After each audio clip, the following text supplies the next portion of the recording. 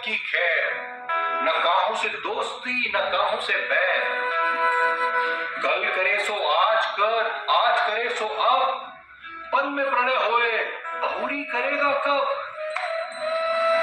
ये सारे दोहे कबीरदास जी के हमने सुने हैं, पर क्या कबीरदास जी वीगन थे? क्या हमारे कोई भी साधु संत महात्मा वीगन थे? साईं बाबा की ये तस्वीर आपने देखी होगी, पर क्या ये वीगन थे? क्या लगता है आपको? इन सारे प्राणियों के साथ खेलने के बाद, इन्हें प्यार करने के बाद, इन्हें खाना खिलाने के बाद वे उसे खाते थे? अगर इन्हें पता चले कि गायों का कमर्शियली शोषण होता है, उसके नर बछड़े को मार डाला जाता है, बच्चियां भले भूख से मर जाए लेकिन मां का दूध चुरा के इंसानों को बेचा जाता है, हर साल इसे जबरदस्ती गर्भवती करते हैं, इंजेक्शन दे दे के ज्यादा से ज्यादा दूध निचोड़ते हैं, और जब ये कमजोर हो जाए 1-2 साल में तो उसे कसाई खाने भेज देते हैं। ये सब जानने के बाद क्या ये दूध पनीर घी खाएंगे? जैसे हमारे कितने सारे सूफी संत, मोइनुद्दीन चिश्ती, निजामुद्दीन औलिया, इमाम गजाली, बुल्ले शाह, संत तुकाराम, सूरदास, तुलसीदास और कितने सारे, इन्हें ऊपर वाले के बनाए सारे जीव से प्यार था, प्रेम था। ये किसी भी तरह का पशु शोषण के खिलाफ थे, नहीं हुए। और वैसे ही हमारे कबीरदास जी, इनकी खासियत ये कि इन्हें हर मजहब और समुदाय के लोग पसंद करते थे, इन्हें चाहते थे। आइए इनके कुछ दोहे देखें।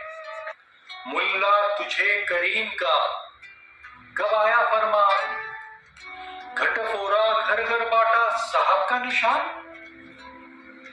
सो कबीर साहब पूछते हैं कि आपको उस दीन दयालु का कब आज्ञा आया, कब उसने कहा कि मेरे नाम पर मेरे ही बनाए जीवों को मारो और घर घर बांटो।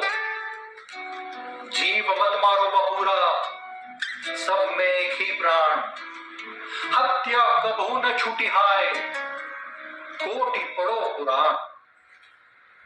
उनका कहना है कि जीव हत्या इतना बड़ा जुल्म है, इतना बड़ा पाप है कि इसे आप कभी नहीं छुपा पाओगे, भले 1000 बार आप कुरान पढ़ लो, सुन लो। गला काटी कलमा भरे किया कहे हलाल, साहब लेखा मानसी तब हौसी कौन हवाल। धार्मिक वाक्य को याद कर धर्म के नाम पर आप जीव हत्या करोगे, और जब वो आपसे इसका हिसाब मांगेगा तो क्या जवाब दोगे आप? तिल भर मछली खाई के कोटि गऊ दे दान, काशी करवट ले मरे तो भी नरक निदान। चाहे जितना भी दान कर लो, तीर्थ यात्रा कर लो, गंगा स्नान कर लो, हज कर लो, पर अगर आपने बेकार में किसी जीव की हत्या की है तो सिर्फ जहन्नुम ही आपका आखिरी मंजिल। दिन को रोजा रहत है, रात हनत है गाय, यह खून वह बंदगी, कहूं क्यों खुशी खुदाए। दिन में इबादत और पूजा पाठ, रात में स्वाद स्वार्थ और अमानवीय व्यवहार। कैसे कहूं मैं कि इस दोगलेपन से खुदा खुश होगा। सो हम सब अपने दिल में जानते हैं कि कबीरदास जी की बोली हुई बातें सही है, बस हम अपने स्वार्थ में खोके बहानों में अटके हैं। पोती पड़ी पड़ी जग मुआ, पंडित भय न होए, ढाई अक्षर प्रेम के बड़े सुपंडित हुए।